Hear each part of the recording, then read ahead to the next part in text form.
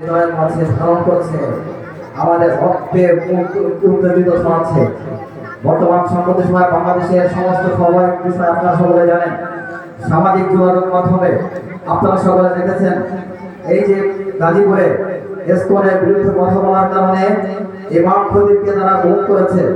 ISKCON হিন্দুত্ববাদ, উগ্রবাদ, মুসলমানের মা বোনদেরকে ধর্ষণ করা থেকে শুরু করে মসজিদের ইমাম খতিব পর্যন্ত গুম করে দেশ থেকে দেশান্তর করার মতো চেষ্টা করছে। আমরা দেখেছি 24 পূর্ববর্তী যখন সরকার ছিল, আমার ভাই আরিফকে হত্যা করা হয়েছে, আমরা পূর্ণ সঠিক বিচার পাই নাই।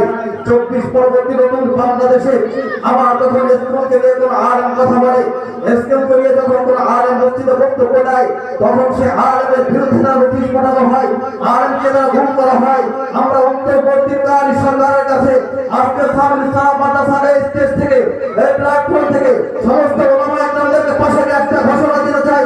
অন্তর্বর্তীকালীন সরকার সহ বাংলাদেশের সমস্ত গোয়েন্দা বিভাগ, রাষ্ট্রের বিভাগ, সমস্ত প্রশাসনের কাছে আমরা একটা উচ্চারণ করে দিতে চাই, দেশের আগামী প্রজন্মের চরিত্রকে রক্ষা করবার সাথে, দেশের আগামী প্রজন্মের বিশ্বাস এবং চেতনাকে রক্ষা করবার সাথে দেশকে দেশ থেকে বিশুদ্ধ করতে হবে। কথা বলেন ঠিক না?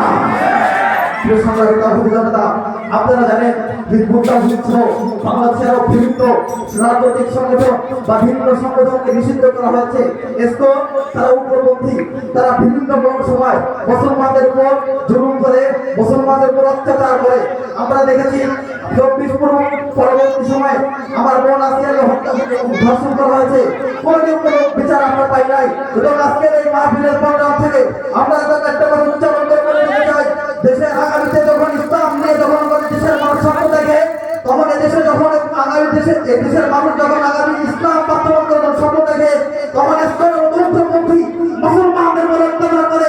আমরা যেটা বলতে চাই, ইসলাম হিন্দুত্ববাদ, উগ্রবাদ বাংলাদেশের জমিনে আর থাকতে পারবে না, পারবে না ইনশাআল্লাহ। প্রিয় তাওহীদ জনতা, এই পর্যায়ে আমাদের